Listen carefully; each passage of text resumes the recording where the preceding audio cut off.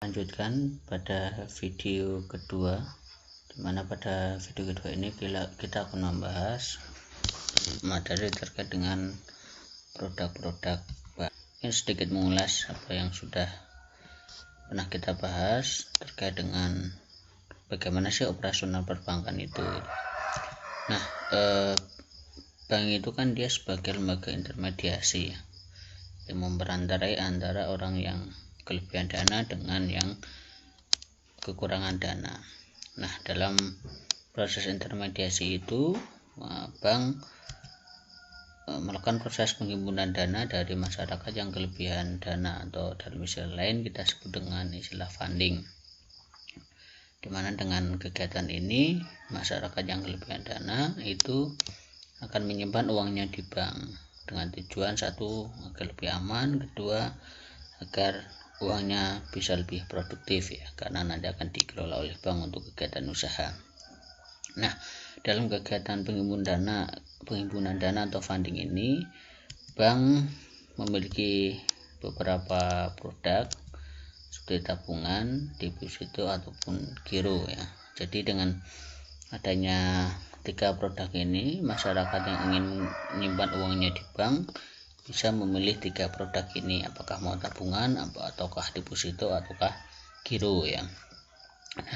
Nah, kemudian setelah bank mendapatkan uang dari masyarakat, maka bank akan menyalurkan dana itu kepada masyarakat yang membutuhkan dana, atau yang kita sebut dengan istilah lending, atau dalam istilah sederhana adalah kredit.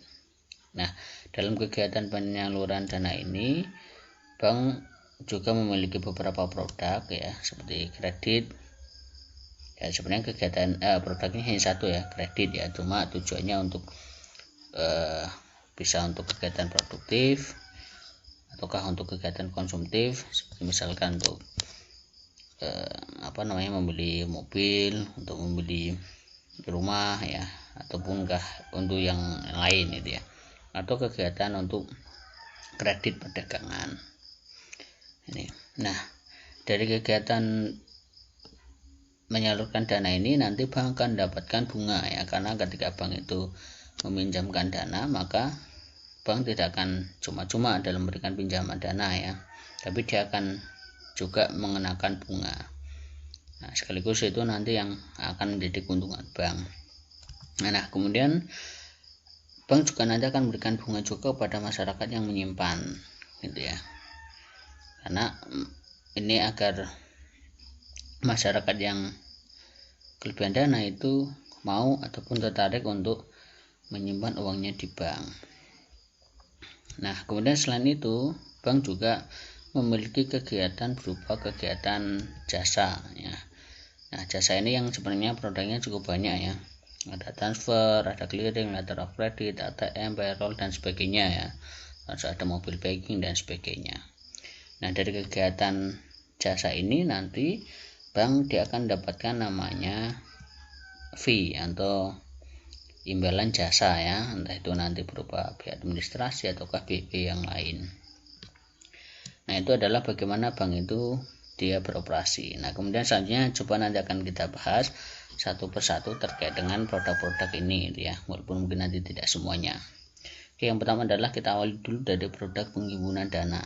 Nah, di sini ada tiga, ada tabungan, deposito dan giro. Nah, saya yakin mungkin kalian semua sudah sangat paham ya, apa itu tabungan, apa itu deposito, atau apa itu giro. Pada prinsipnya ketiganya sama ya. Ini sama-sama simpanan di bank ya. Kita punya uang, kemudian kita simpan di bank. Nah, kita nyimpan uang di bank ini pilihannya tiga ini ya, bisa tabungan, bisa deposito, ataukah bisa giro. Nah, lantas apa yang membedakan ketiganya itu ya? Yang membedakan adalah ya bisa dilihat dari cara penarikannya, ataukah bisa jadi tempo penarikannya gitu ya. Misalkan tabungan ini dia simpanan di bank yang mana penarikannya kapanpun bisa gitu ya. Mau nyimpan hari ini, nanti sore kita tarik itu bisa gitu ya. Nah, cuma yang menjadi ciri khusus dari tabungan adalah alat penarikannya ini harus dengan ketentuan atau syarat-syarat tertentu yang sudah ditetapkan oleh pihak bank ya. Misalkan penarikan dana tabungan itu hanya bisa dilakukan dengan tabungan, buku tabungan atau buku rekening ya, atau alat-alat yang lain seperti misalkan kayak ATM gitu ya. Nah itu nah, dan dimana yang bisa menarik adalah ya mereka-mereka yang memegang itu gitu ya, yang memegang tabungan itu ataukah yang memegang kartu ATM-nya gitu ya gitu. Selain itu maka tidak bisa melakukan penarikan. Nah kemudian ini hampir sama dengan giro sebenarnya gitu ya. Nah giro, jadi giro itu hampir sama dengan tabungan ya, dia penarikannya kapanpun bisa, cuma alat penarikannya khusus ya. Dia selain penarikannya dengan buku rekening ataupun ATM, alat penarikan yang lain adalah dengan cek atau bilet giro atau surat perintah pembayaran lainnya itu ya. Jadi kalau giro ini dia lebih fleksibel. Kenapa? Karena penarikannya nggak harus orang yang punya rekening itu gitu ya, karena siapapun bisa asalkan orang itu diberikan cek gitu ya. Misalkan kayak saya punya giro di bank, maka siapapun bisa melakukan penarikan uang saya di bank dari giro itu gitu ya, dengan syarat ketika saya itu memberikan selembaran cek kepada orang tersebut gitu ya. Jadi siapapun bisa melakukan penarikan asalkan nanti saya memberikan cek kepada orang yang bersangkutan gitu ya. Jadi dia lebih fleksibel, makanya biasanya giro ini dia untuk kepentingan bisnis gitu ya, agar mempermudah penarikan gitu ya, maka biasanya menggunakan giro.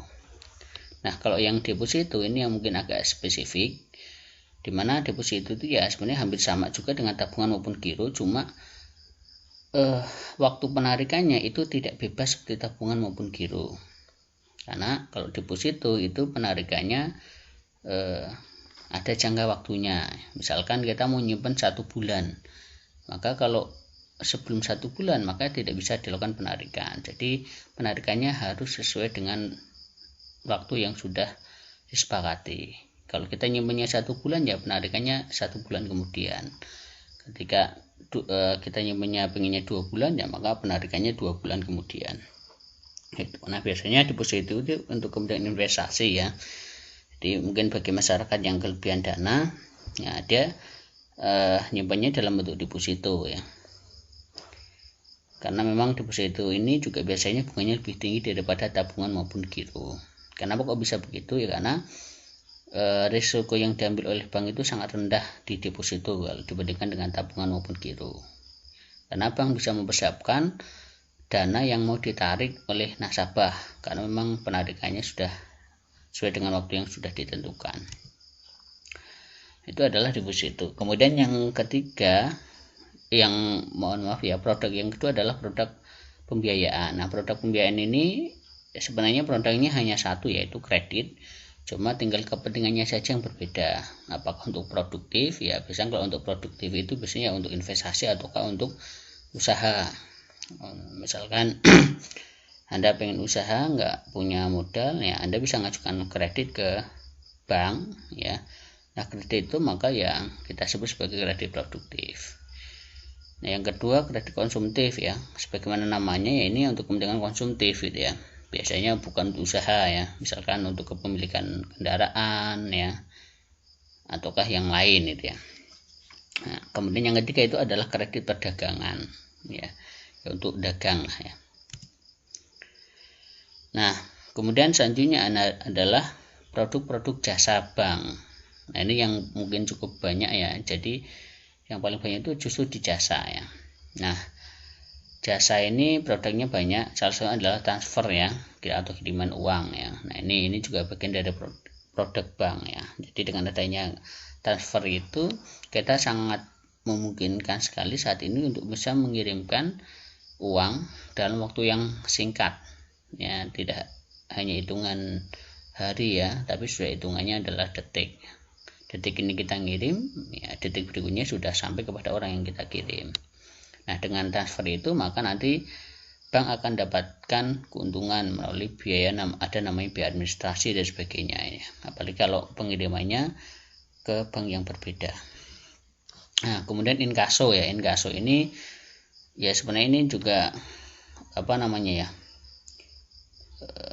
bagian dari transfer ataupun bagian dari produk giro ya sebenarnya ya. Misalkan kayak tadi saya punya produk giro, kemudian saya berikan selembar cek kepada orang lain. Nah, orang lain itu bisa melakukan penarikan di bank manapun. Misalkan saya punya banknya di Semarang, maka yang ngambil cek, yang memiliki cek itu dia bisa ngambil di Jakarta. Nah, nanti proses penyelesaian penagihan itu antara bank satu ke bank yang lain itu kita sebut dengan inkaso. Nah, kemudian selain itu juga ada namanya clearing ya. Nah, clearing ini biasanya juga masih nyambung juga dengan kegiatan transfer antar bank ya.